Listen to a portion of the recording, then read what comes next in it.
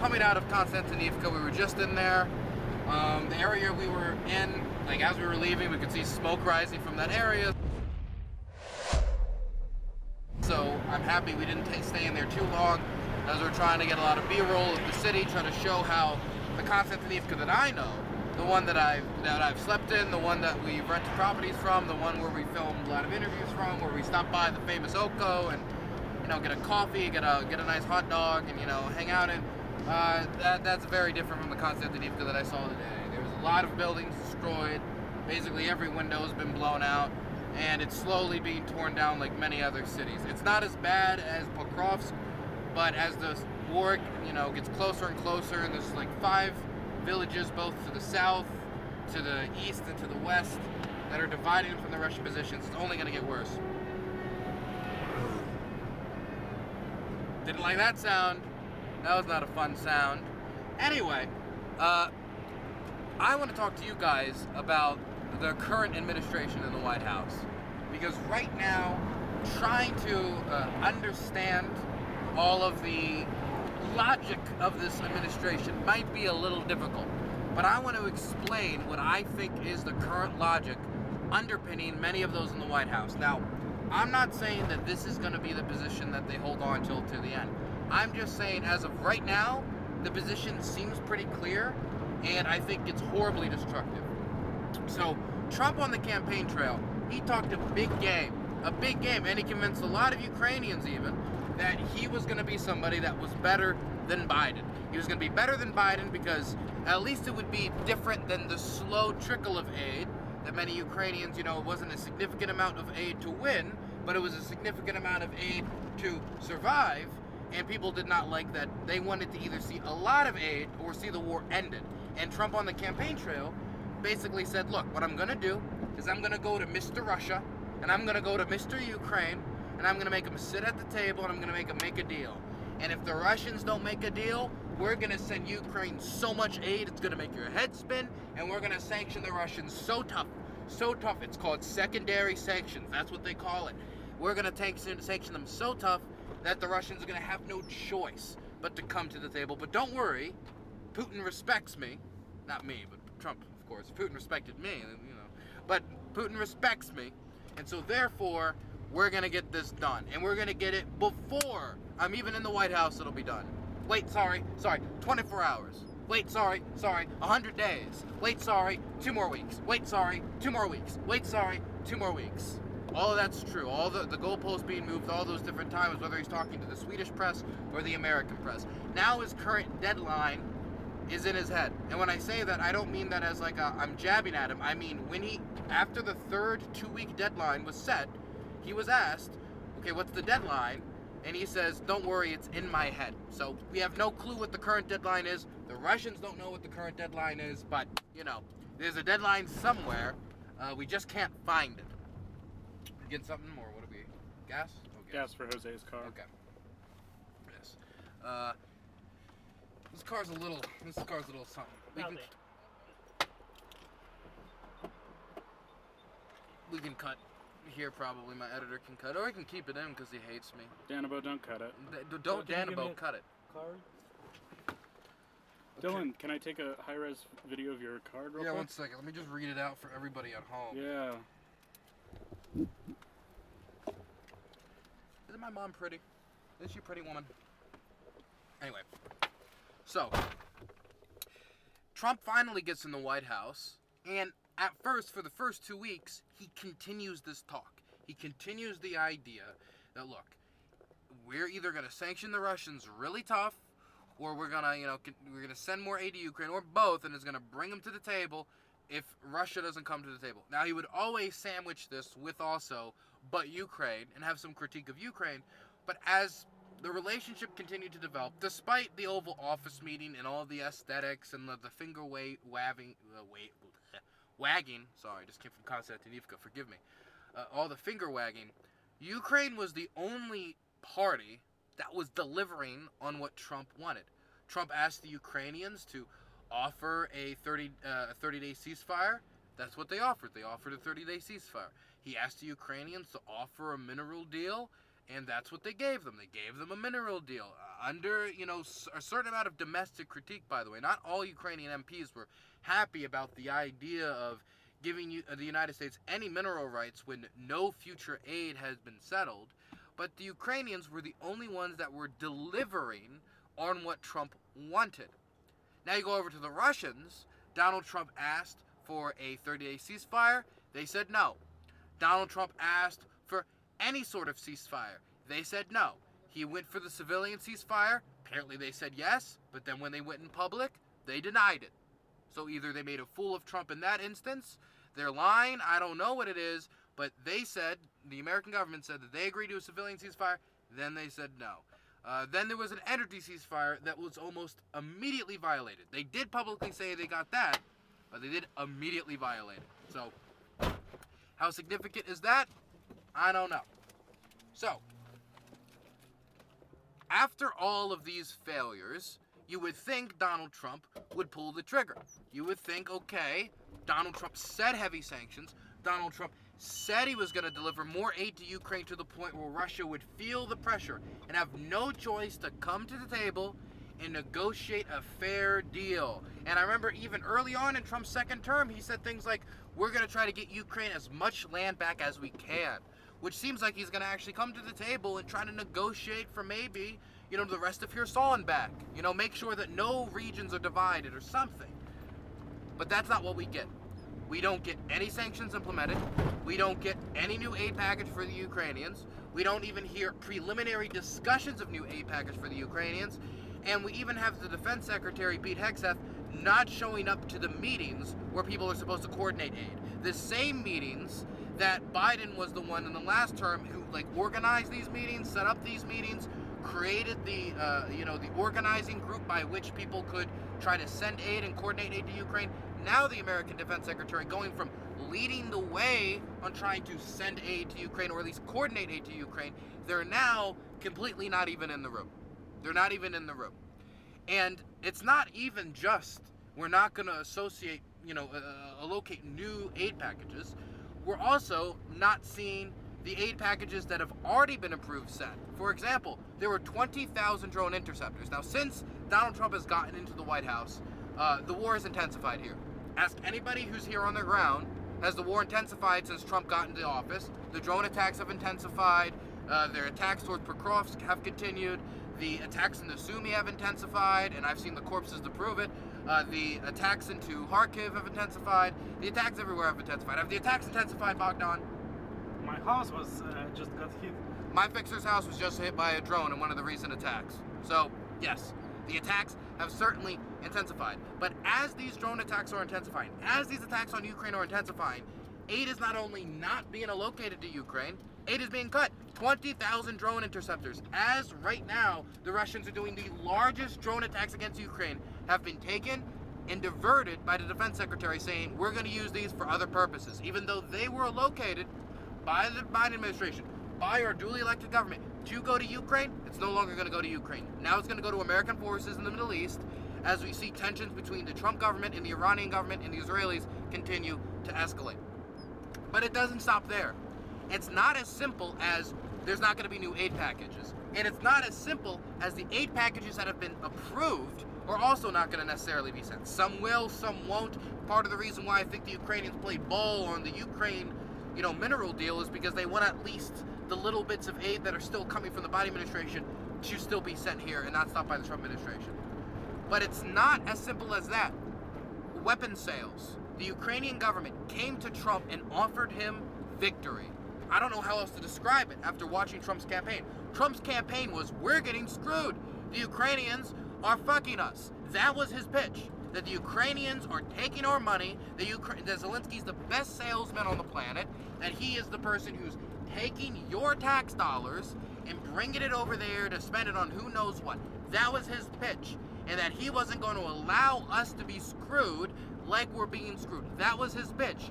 Then the Ukrainians come to him and say, we will give you $15 billion, the biggest weapons purchase the Ukrainians have ever offered any government anywhere.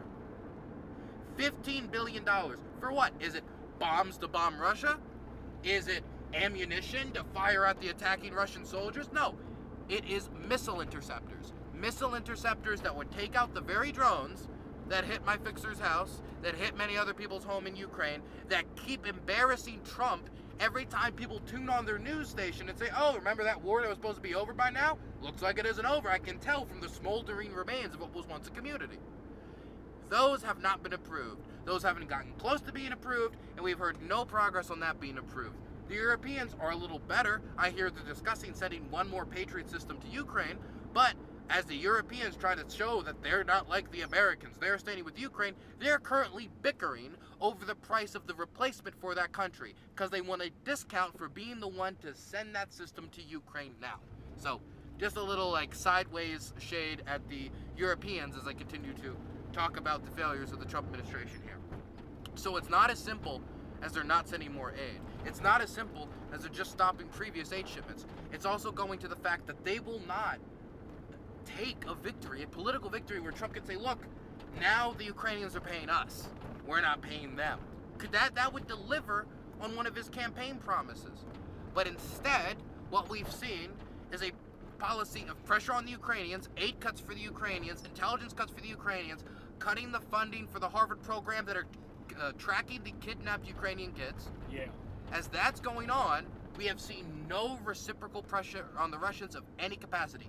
In fact, and this is the reason I wanted to record this segment in the first place, not only do we not see the Trump administration not applying pressure to the Russians, we see the Trump administration actively trying to undercut other nations from applying pressure to the Russians, where they tell the Europeans if the Russians, stop this, if the Russians don't accept this ceasefire deal, we're going to coordinate new sanction packages, and then when it doesn't happen, they just drop the ball and walk out of the room, completely stopping a coordinated sanction package, which tripped up the Europeans and delayed their aid package. Now, that's not even the worst case scenario, or like the worst case of this type of undercutting. The worst case isn't international. The worst case, and of course there's the instances of the Australians trying to send decommissioned tanks that no longer are going to be used for the Australian armed forces. They're going to be blown up and incinerated, destroyed. They're going to be turned into scrap metal, and the Ukrainians say, hey, you know that stuff you're about to blow up? We would like to use that. And they say, well, I guess we're going to blow it up. Sure, we'll send it over to you. Trump blocks it. Trump blocks it, and eventually the Australians just overruled Trump, which is, that doesn't happen often when it comes to American re-exportation of weapons. But they saw it as so ridiculous, they said, no, we're gonna send these tanks anyway. So he's blocking other countries from sending what to them is literally scrap metal to the Ukrainians. But it doesn't stop internationally. It also is domestic. And that's why we have to talk about Lindsey Graham's domestic sanctions package. So I just got back out of Konstantinivka. We were there filming, some locals, some of the destruction, all that. We just got back. There were some glide bomb strikes and other bombing in some of the area we were filming, but we got out, a good 5 or 7 minutes after that happened. So we're fine. The drone detector buzzed off like crazy the whole time we were there. We couldn't walk 5 meters without it going off on Laura or Mavic, and the reason I say it like Mavic is because there was a question mark at the end of it. But back to Lindsey Graham. So Lindsey Graham is somebody that I would refer to as seriously as a Russia hawk. Now to be clear, it seems that when people talk about Russia hawks these days, they mean anybody that takes an adversarial opinion to Russian Empire. Because sometimes someone will say, okay, let's send the Ukrainians, artillery shells to fight back, and that's considered hawkish. But it isn't hawkish to fight back. A hawkish position might be, let's blow up major Russian dams so they can't, continue to function in the economy. A hawkish position might be an expansion of the war in some way. Firing back at a home invader isn't hawkishness, it's, self-preservation. But Lindsey Graham is somebody I would consider a Russia hawk. And so this is somebody who really took up Trump's idea of stronger sanctions and ran with it. See, Trump talked about secondary sanctions on the campaign trail, and for those of you who are just figuring out what sanction policy is, and you might not know what a secondary sanction is, a sanction is when you sanction one country. A secondary sanction is when you say, I'm going to sanction the countries that work with you. I'm going to sanction China if China consumes Russian energy export. And so you're not just affecting that country and not allowing it to operate within the American economic sphere, in the sphere of those in what people consider the West, but you're also saying that if you're India, if you're China, if you're these countries, you have to make the determination. Do you want access to Western markets? Do you want access to the largest GDP in the world? Or do you want access to Russian energy at a discount? And by creating that dilemma for China and creating that dilemma for India, there's a good chance that the Russian markets are going to react very negatively. There's a good chance that at least some of these powers are going to choose the country that has much more trade power, or the collection of countries that have much more trade power, because if you combine the collective West with the United States, that's a lot of the world's consumer base, and a lot of the world's consumer base with some real dough in their pocket. So without those trading partners, Russia's going to be in a real pickle, which is probably why Trump talked about secondary sanctions so much on the campaign trail. And then he continued to talk about it once he entered the White House for the first month or two. But then Lindsey Graham actually introduced legislation to implement secondary sanctions on the Russians. And then I got co-sponsors. And then I got more co-sponsors. And right now, I think the last co-sponsor was Marsha Blackburn. I think before that, it was Tammy. And so they're sitting at 84, Tammy Duckworth, 84 out of 100 co-sponsors. That is a veto-proof majority out of co-sponsors right off the bat. So this is something that if it went to the floor of the Senate, it would pass. If it went to the floor of the House, if Mike Johnson actually brought it to the floor, it would almost certainly pass with a veto-proof majority. And so the thing that is dividing secondary sanctions being implemented the Russians of 500%, so basically as tough as you could probably imagine, the only thing standing between that and being actual implemented policy is whether or not this legislation is actually brought to the floor to have a vote. And for example, in the House, we have House Speaker Mike Johnson, and he would be the one that would be bringing it to the floor. Now, we haven't had an action to bring it to the floor. We haven't seen this legislation advance outside of the fact that it keeps getting more co-sponsors. And after, 400 to 140 to 150 days of Trump being in the White House, you'd think at this point was okay. It seems that the 24-hour peace deal is, as late as you could imagine. At this point, if you hadn't turned in your homework assignment, they would be sending wellness checks to your apartment to make sure you weren't dead. Okay, they wouldn't just be flunking you. They'd be concerned that you OD'd or had a heart attack in your apartment.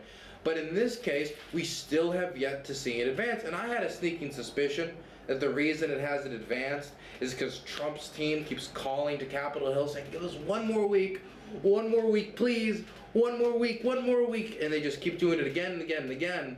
But now we have confirmation. Reports have come out that the Trump administration is not only delaying the sanctions from being implemented, but they're currently trying to water it down. See, this has gone on for so long that continuing to delay this is going to be a problem.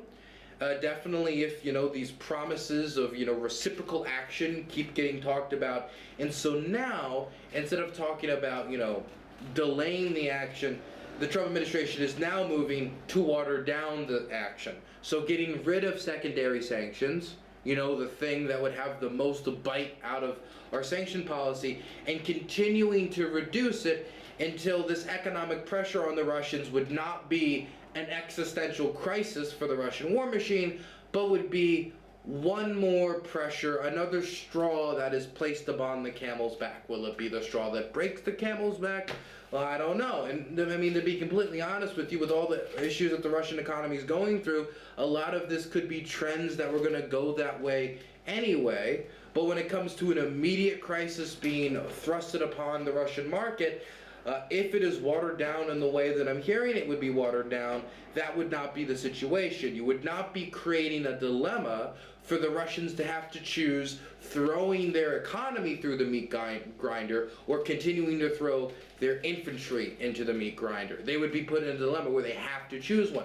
In this case, they can maybe say, well, we can go another 6, 7, 8, 9, 10, 11, maybe another year. We can go into early 2026. mid-2026, which, if I'm going to be honest with you guys, and I'll be blunt with you guys, I think this war is going into 2026.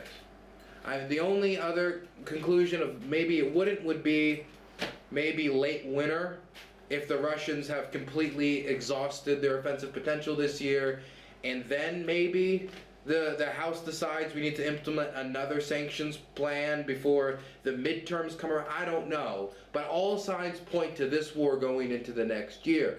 And so the only way you're going to derail where all the obvious signs point, where the Russians are calling up more people than they have in like 15, 16 years, where the Russians are investing more money into the war machine than they have in any other year of the full-scale invasion, where the Russians are continuing to make more inroads with the North Koreans and take more artillery systems as well as artillery shells from them as their soldiers get involved, as they continue to increase the direct payments to soldiers to try to convince more 18-year-olds and 19-year-olds, and I'm seeing more posters and social media posts from Russian military brigades trying to target the younger Russian demographic that's largely avoided this war. At the start of 2024, the average age for a Russian volunteer was 40. Mid-2024, it was 45. By the end of 2024, it was 50.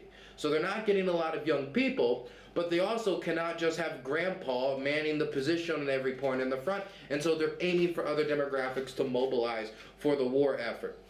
Then you can also look at the signs from the Russian government where they're starting to make demands about Estonia, Latvia, and Lithuania, NATO being pulled back. You can look at the head of the Russian negotiating team at Istanbul saying that the Russians don't want to negotiate anymore, that the Russians want to bomb Ukraine more, like just openly saying that the policy not only of the Russian government is continuation of the war, we can continue this for 21 years, is what they said in the first new round of Istanbul negotiations, but they're saying that Russia as a society itself is ready to continue this crusade. So all the signs point in one direction. And so if you want to stop this train on the tracks, you have to derail it. And you can only derail it with a significant push, with a significant pressure. And the Trump administration, up to this point, has not only shown that it is not willing to put forward that pressure, that it will, in certain instances, stop our allies from even backing up the Ukrainians when it comes to more aid. And that is something that's always baffled me, because they always talk, we want the Europeans to contribute more to defense. We want the Europeans to take their own security in their hands. And they do it slightly. And I'm hearing rumors from certain officials in D.C. that are angry about the fact that they're reinforcing the Ukrainians, because it might mean that the Ukrainians might be able to, put up a better struggle, and they won't, for example, concede to the most maximalist demands that, let me just be honest with you, they will never concede to in negotiations, because any Ukrainian government that would concede to giving up Zaporizhia and Kherson would not be the Ukrainian government for long, and those military units would not withdraw when given the order. That's my opinion. I think it is derived from just looking around myself and talking to these soldiers quite frequently, but I don't know. Maybe Donald Trump knows what's on the mind of the average Ukrainian soldier better than the average Ukrainian soldier. But it's not just that we're undermining our allies. It's not just that we're undermining current policy. We're now undermining, sorry, just got back from Constantinople, undermining the domestic pressures.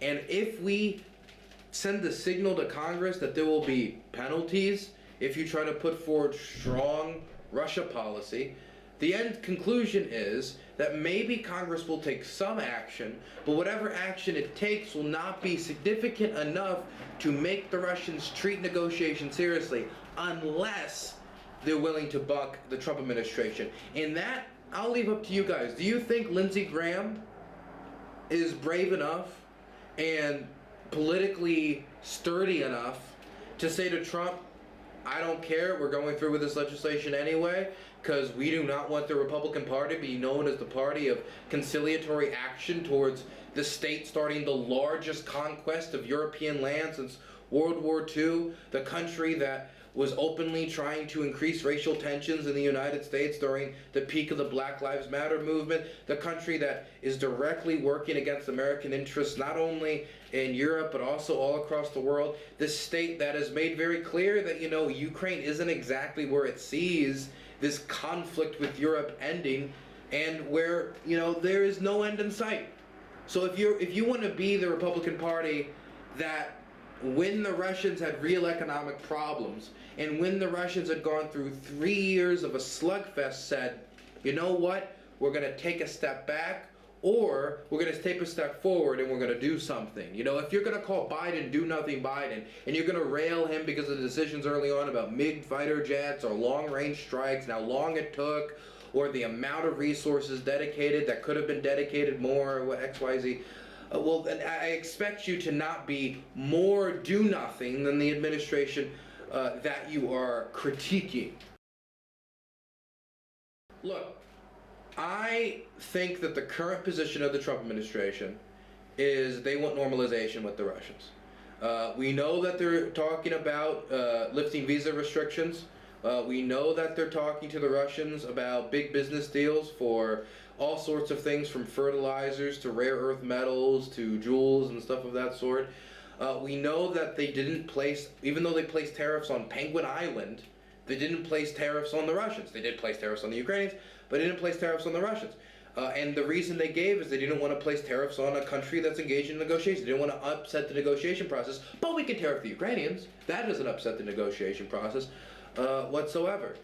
We know that the Trump administration is being reported, according to the organizers of the Russian song and dance competition that is supposed to mirror Eurovision, that there might be American participation in said song and dance contest. And if it isn't just that instance, we can talk about the congratulations to Russians on Russian People Day, or we can point to any of the other soft power song and dance that's going on that seems to indicate the long arm towards normalization.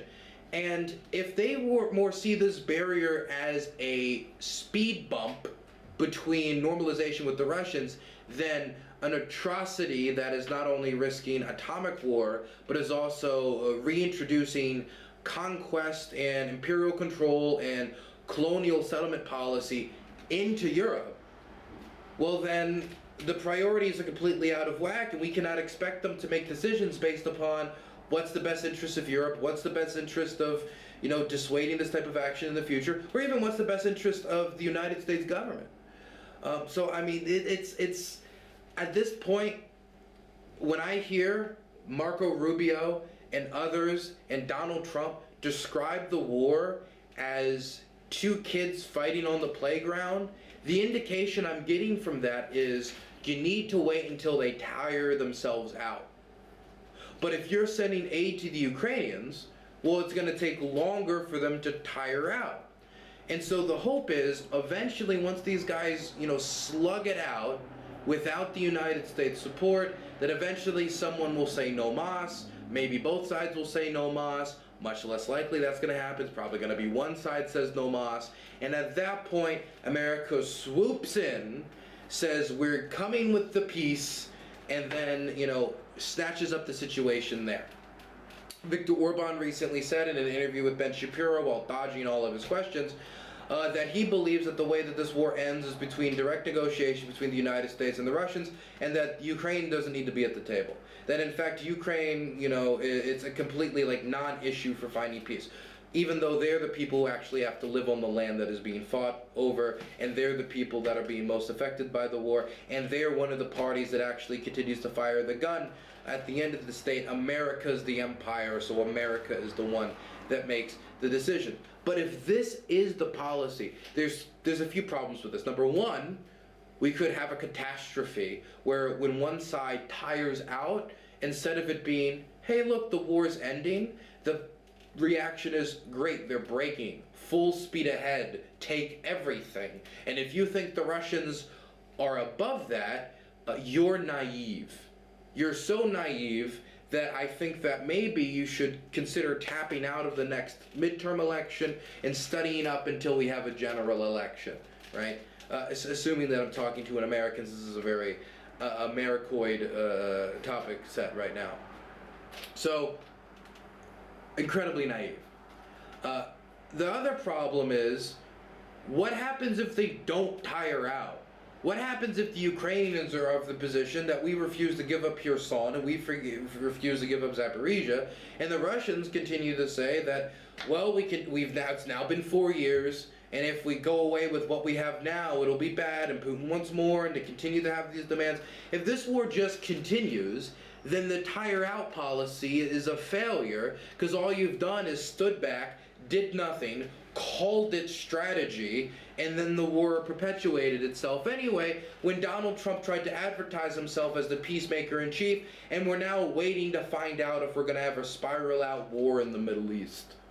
So whether or not we have this war just go on, whether or not we have one side buckle, or best case scenario, one side does buckle and, you know, actually maybe negotiates a bit and you get something, what is that deal going to look like? Are we saying that Ukraine giving up Kherson, giving up a river crossing across the most natural defensive barrier they have, is a good case scenario, something that would give them a straight shot through Mykolaiv all the way to the Ukrainian capital? So if they wanted to illegally invade Ukraine a third time, which they've already done it twice in the last decade, you can't put it past them to try it again. You listen to Russian state TV, that vision is very clear.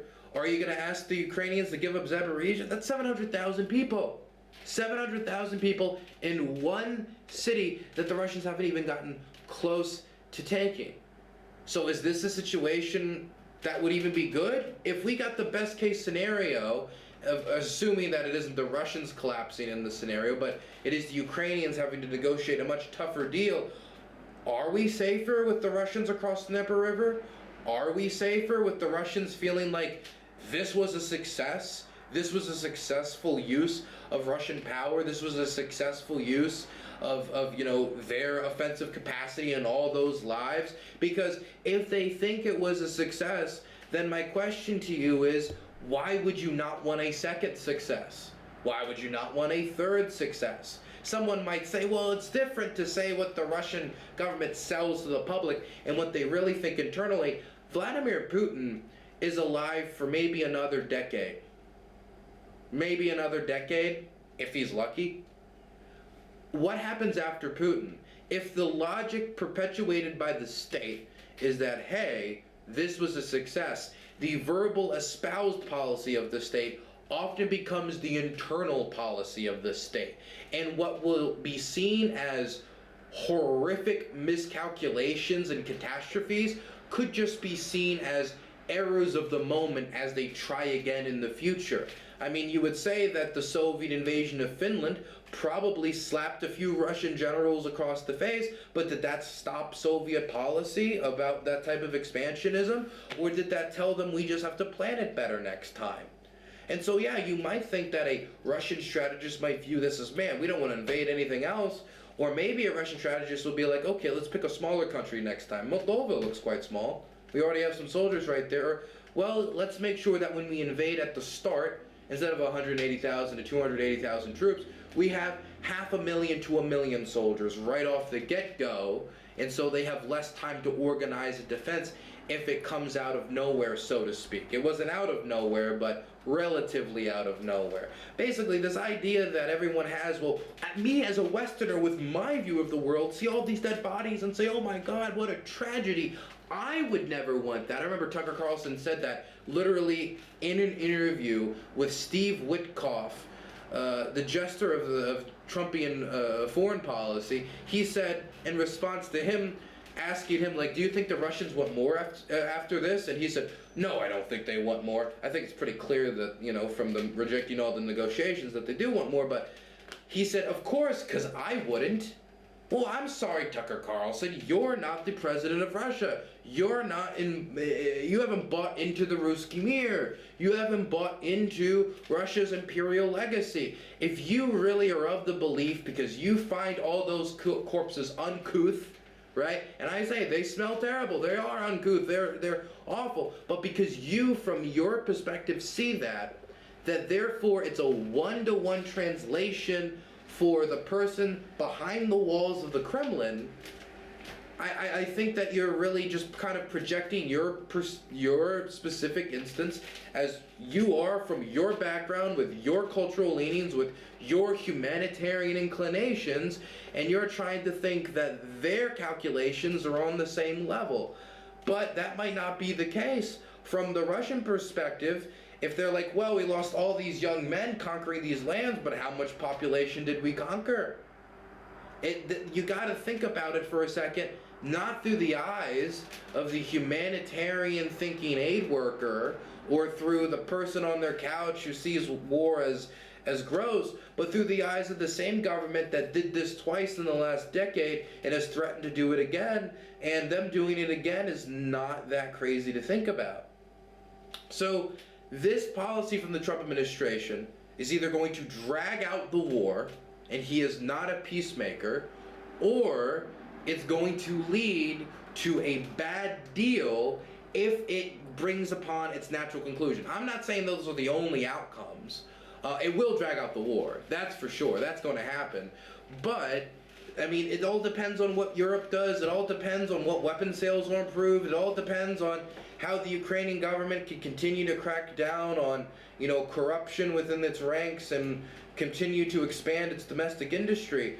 But the United States has essentially taken the position of, I'm tapping out, I'll come here in the morning and see where your guy's at, which is a far cry off from Donald Trump art of the deal, I'm gonna bring peace in 24 hours.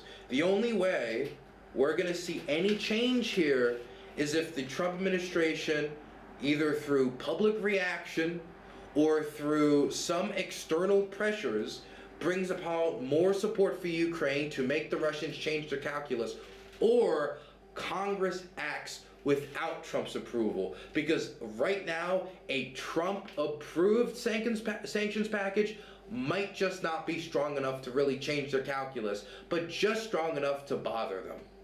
And that doesn't end the war, does it? Any questions? No, I don't think Graham will do it. I think he'll back down. You think he'll back down? I don't think he's going to go against Trump.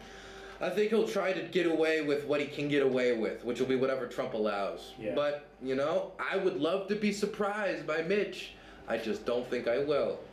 The turtle has his ways.